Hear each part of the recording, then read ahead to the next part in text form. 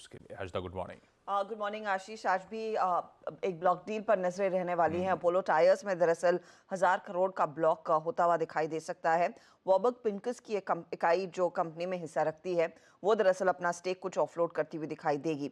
तो लगभग जो कल क्लोजिंग प्राइस था उसके सामने करीब 4% के डिस्काउंट पर यह सौदा होने के आसार बनते दिखाई दे रहे हैं। 13% हिस्सा होल्ड करती है वॉबर्ग पिंकस की इकाई और वो कुछ हिस्सा बेचती हुई दिखाई देगी। तो प्राइस जो है दरअसल इस पर्टिकुलर सौदे की वो 460 से 65 रुपीस प्रति शेयर के बीच आकी जा रही है। तो ये स्टॉक आप रेडार पर रखेंगे। नंबर्स के लिहाज से भेल के नतीजे आ चुके हैं, जहां पर हमने देखा है मुनाफे में करीब 26% तक की गिरावट दर्ज हुई है इस पर्टिकुलर क्वार्टर में। ये आंकड़ा है करीब 489 या फिर 490 करोड़ के आसपास। रेवेन्यू फ्लैट है 8260 करोड़ पर। आप देखिएगा ऑपरेशनली भी कमजोरी देखने को मिली है, क्योंकि कंपनी के एबिटा में लगभग 31% तक की गिरावट देखने को मिली है। 728 करोड़ का ये एबिटा का आंकड़ा है और मार्जिन्स भी खासे कॉन्ट्रैक्ट हुए हैं। इनफैक्ट 400 बेसिस पॉइंट का कॉन्ट्रैक्शन मार्जिन्स में देखने को मिला है। हालांकि कंपनी कहती है कि हाईएस्ट एवर ऑर्डर फ्लो है। पिछले 10 सालों में सबसे ज़्यादा ऑर्डर बुक इनकी रही है और कमेंट्री आगे के लिए कंपनी की थोड़ी सी ऑप्टिमिस्टिक है, लेकिन नंबर्स इस Q4 में थोड़े से नरम रहे हैं।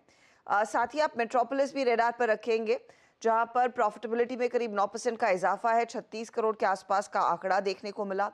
रेवेन्यू 17% बढ़कर आया है। एबिटा में 14% तक की ग्रोथ देखने को मिली है। मार्जिन्स थोड़े से फ्लैटिश ही हैं, 24.9 से घटकर 24.2% पर आए हैं। लेकिन कंपनी ने कहा है कि को बिजनेस रेवेन्यू में 15% की ग्रोथ देखने को मिली है इस पर्टिकुलर क्वार्टर में। कोर बिजनेस पेशेंट वॉल्यूम में 17% का इजाफा देखने को मिला है। B2C रेवेन्यू ज्यादा बेहतर करता दिखाई दिया है 20% की ग्रोथ लेकर। और ऑफ कोर्स यहाँ पर जो अपडेट हम दे रहे थे कि अमीरा शाह दरअसल एक एग्जीक्यूटिव पोजीशन में रहेंगी, वो MD का पद छोड़ रही हैं, तो उसका कुछ सेंटिमेंटल इम्पैक्ट आएगा या नहीं उस पर नजरें होंगी। PI इंडस्ट्रीज भी आज फोकस में रखेंगे वायदे बाजार के लिहाज से। रेवेन्यू 11% बढ़कर आया है 1741 करोड़। यहाँ पर प्रॉफिटेबिलिटी में करीब 32% तक की ग्रोथ है, 370 करोड़ के आसपास का ये आंकड़ा। एबिटा 29% बढ़ा है 442 करोड़ और जो मार्जिन्स है वो बड़े जरूर हैं, 22% से बढ़कर 25% के आसपास आए हैं। इनफैक्ट मार्जिन सबसे ज्यादा बेहतर दिखाई दे रहे हैं, बाकी नंबर्स थोड़े से मिस है जो मार्केट एक्सपेक्ट कर रहा था उसके सामने। कोफोर्ज भी इंपॉर्टेंट है आज के लिए, क्योंकि कोफोर्ज ने जो सिग्निटी टेक्नोलॉजीज के एक्विजिशन की बात छेड़ी थी, अब उसको फाइनेंस करने के लिए कंपनी ने अपना QIP लॉन्च कर दिया है। आपको याद होगा पहले ही कंपनी अप्रूवल ले चुकी है 3200 करोड़ रेज करने के लिए QIP के जरिए। लेकिन ये QIP जो लॉन्च हुआ है 2240 करोड़ का है।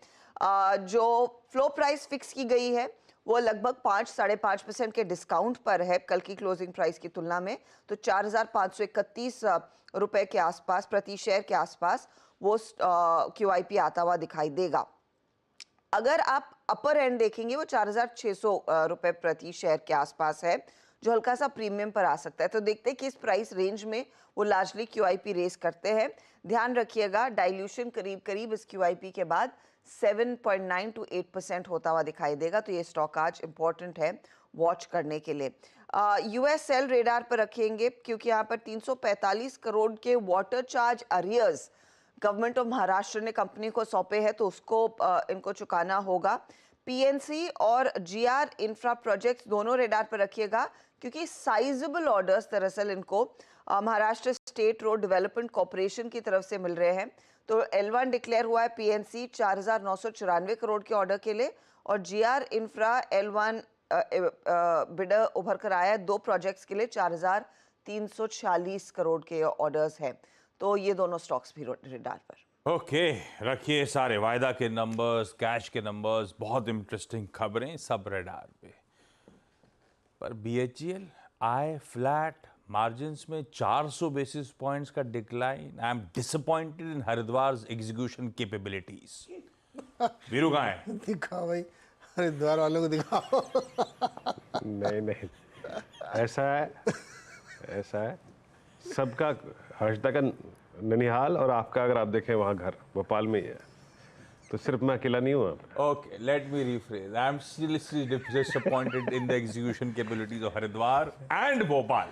पर ये flat revenue margin 400 basis point, ये लास्ट क्वार्टर भी नंबर करवड़ा गए, हर क्वार्टर के रहा नंबर्स परफॉर्म नहीं करके दे रहे, उस फ्रंट पे परफॉर्मेंस नहीं, बाकी सब बढ़िया है। खैर इन सब पे आगे एक्सपर्ट से भी चर्चा करते रहेंगे। एक छोटा सा ब्रेक ले लिया जाए, ब्रेक के उस पार जब लौटेंगे तो आज का इवेंट्स कैलेंडर और साथ साथ कमोडिटी स्ट्रैटेजी।